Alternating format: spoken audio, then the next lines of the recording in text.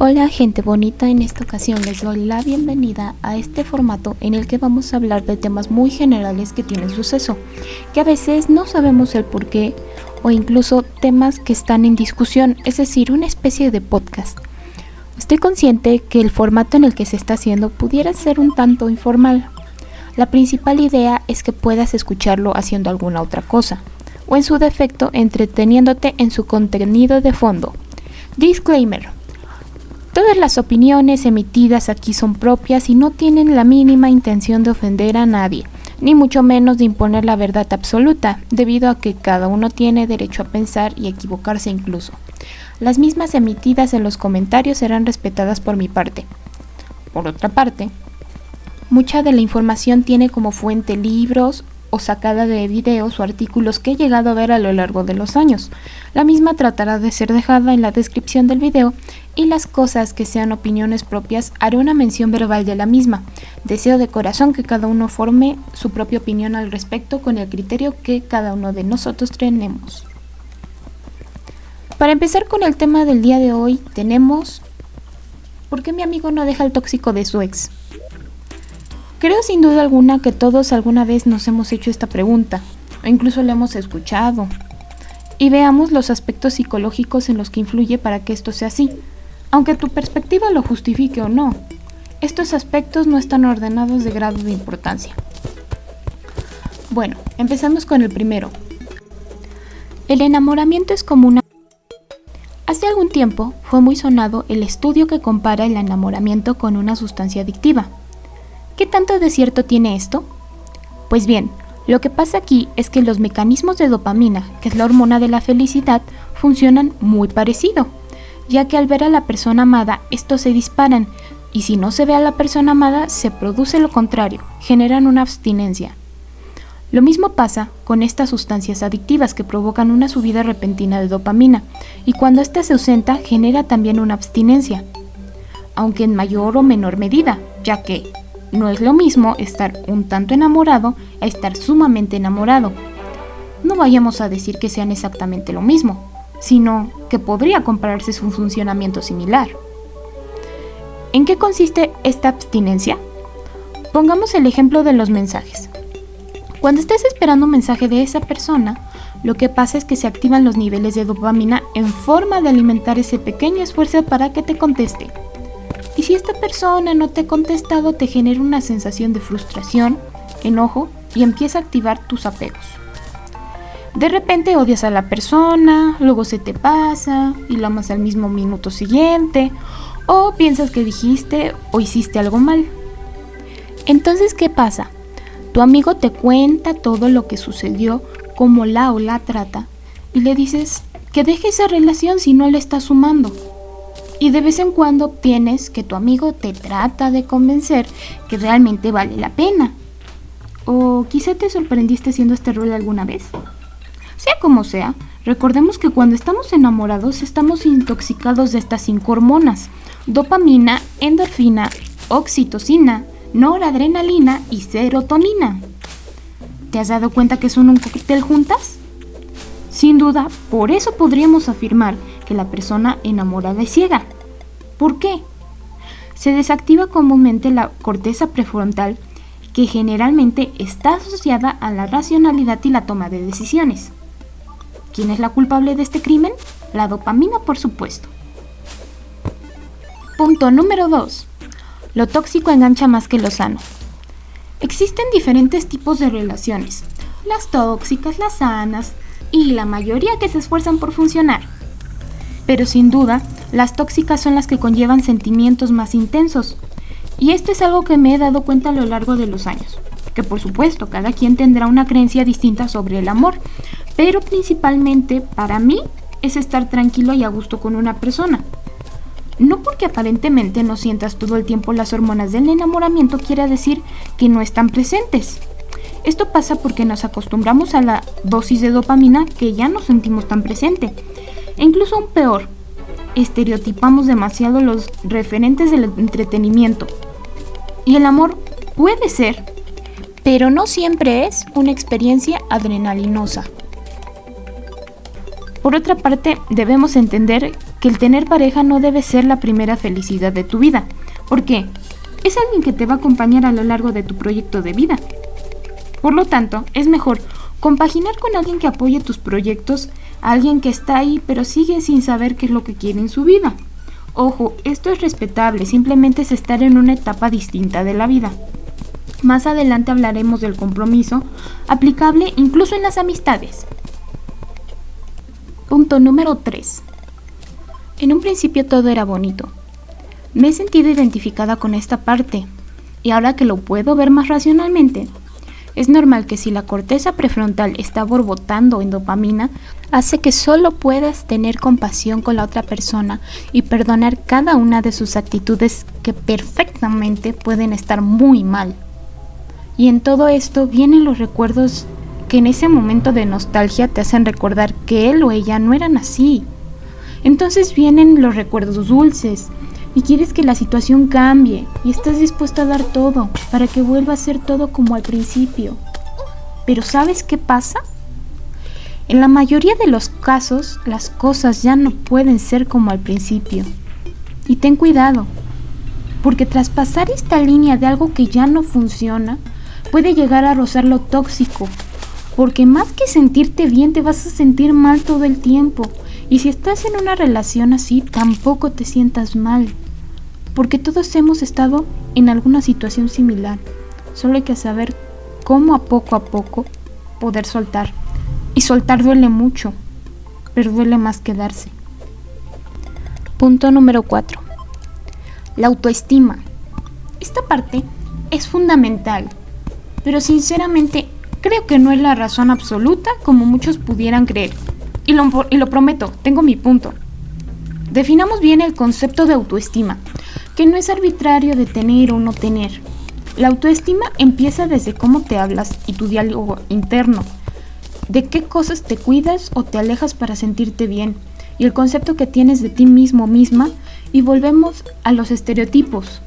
Tenemos muchos estereotipos sacados de redes sociales, del cine, de las series, etc. Pero no tienes que cumplirlos, ya que puedes tener cualidades excelentes que aún no estás viendo y están ahí, y son más pesadas que todos tus errores y defectos.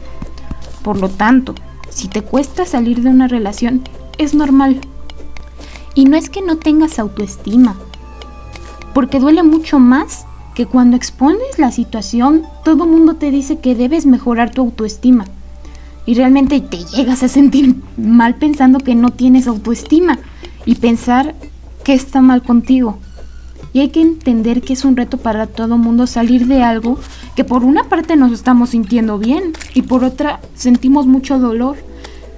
Y para salir de esto primero debes evitar que tu mente te juzgue, sino que se haga tu aliada. Solo así podrás seguir lo que sigue para dejar esto y realmente sentir tranquilidad.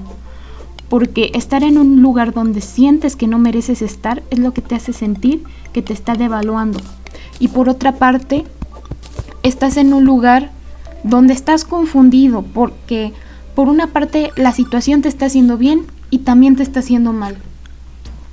En conclusión, puedes estar hablándote bien, ejerciendo tus proyectos personales, aunque no al 100% y no te hace tener menos autoestima, porque las circunstancias también influyen mucho. También puedes estar comiendo bien, cuidándote y todo, incluso te gusta pasar tiempo contigo mismo, pero en el momento que entiendas que tomar decisiones racionalmente te van a traer un mejor futuro, a pesar de que tus sentimientos estén atados a eso, y que por no hacerles caso al 100% significa que los estés reprimiendo, te va a dar la determinación suficiente para terminar de pulir el respeto que mereces y te va a dar poder a decir ya no en lo que te esté doliendo y creas que te está haciendo mal. Punto número 5. Las creencias que se tienen sobre el amor. Muchas veces tendemos a arraigarnos mucho en nuestras creencias creyendo que forman parte totalmente de lo que somos y nos identifica como personas.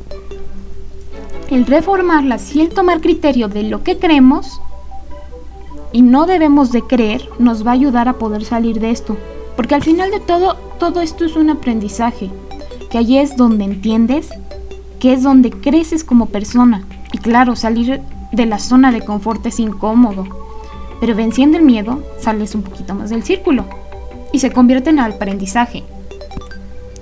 En mi próximo podcast abordaré estas ideas, incluso de la atracción entre personas y hasta cierto punto los apegos que provocan que nos atraigamos así. El merecer y el no merecer, nunca encontraré a alguien, nadie se va a fijar en mí, es que no me gusta que me pongan atención, es que yo lo provoqué, es que va a cambiar, no va a haber alguien que me guste más que él, el amor es así, nunca podré olvidarlo, entre algunos otros temas. Punto número 6. Sabemos y escuchamos una y mil veces, pero no sabemos cómo hacerlo. Por último, esto tiene relación con lo que ya habíamos mencionado previamente del escuchar psicólogos que te hablan del amor propio, patrones, porque te enganchas en una relación. Y todo esto es muy útil, pero no terminamos de entender la terminología y te sientes receloso ya que, ¿por qué lo pintan tan fácil? ¿Cómo es tener amor propio? ¿Qué es romper patrones? ¿Qué es el inconsciente? Creo que el amor propio no es algo medible ni arbitrario. Todos tenemos un poco más o menos de amor propio y partes que conforman son el autoconocimiento y el diálogo interno, porque la gente dice muchas cosas, pero el peor juez eres tú. Si reconoces y ves que tienes más cualidades que defectos, ya estás del otro lado. Solo faltan algunas cosas que pulir como los límites, el autorrespeto, para que te respeten, regular tus emociones y cosas que con el tiempo, si te animas a fortalecerlas, no te arrepentirás de ello. En cuanto a los patrones, va muy ligado al autorrespeto, pero hablemos mejor de la fuerza con romper, con la intuición inconsciente de atraerte algo de lo que pudiera parecerte beneficioso y termina siempre de la misma forma. Y hay muchas teorías al respecto. Y no nos atraen las personas que son iguales a nosotros, sino las diferentes.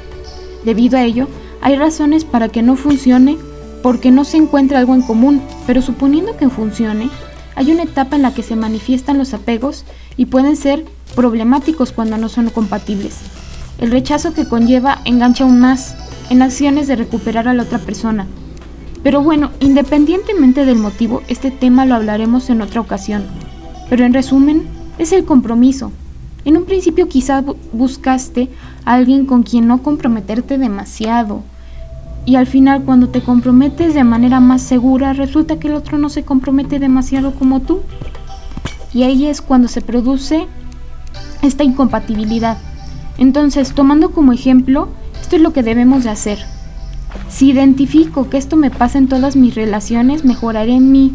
Y quizá buscaré a alguien que se comprometa y sea compatible todas estas cosas como yo. Ojo, que esto al principio puede dar miedo, pero no se trata de lanzarse de lleno, porque el compromiso abruma, sino dejar fluir. Siempre que el otro también deje fluir. Mientras más experiencia tienes, más te vuelves seguro de qué es lo que quieres y qué no. Como lo mencioné, al ser este un tema más extenso lo abordaremos más adelante. Verás que a poco dejarás de juzgarte y cuando te enfoques en ti, eventualmente esa relación dejará de volverse lo primero que querías. Y el llevar a cabo tus proyectos que de verdad te ilusionen, poco a poco sentirás que vas equilibrando tus sentimientos. El dejar de querer a una persona o no, eso notarás que es algo más independiente de tus proyectos. Y el dolor, y con todo ello, también debe de irse. Y más entendiendo que el que no tiene nada que ver contigo, ni hay nada de malo en ti, porque la otra persona no haya podido apreciar tus cualidades. Y hasta aquí termina este primer capítulo de Descifrando el Mundo. Espero que te haya gustado y que te sea útil y aplicable para tu vida. Si es así, agradecería de tu apoyo y tus comentarios. Quería comentar brevemente que hay grabaciones que va a pasar tiempo y que incluso pueden cambiar ciertas perspectivas del principio de este mismo. ¿Por qué? Porque a la larga se va adquiriendo más conocimiento, incluso más libros o lugares que respalden la información que te estoy compartiendo. Por su comprensión, gracias, y son libres de comentar si tienen alguna duda o cuestión. ¡Hasta la próxima!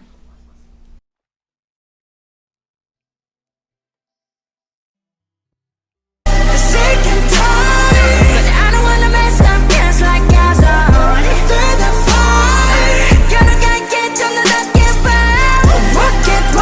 ¿Por qué?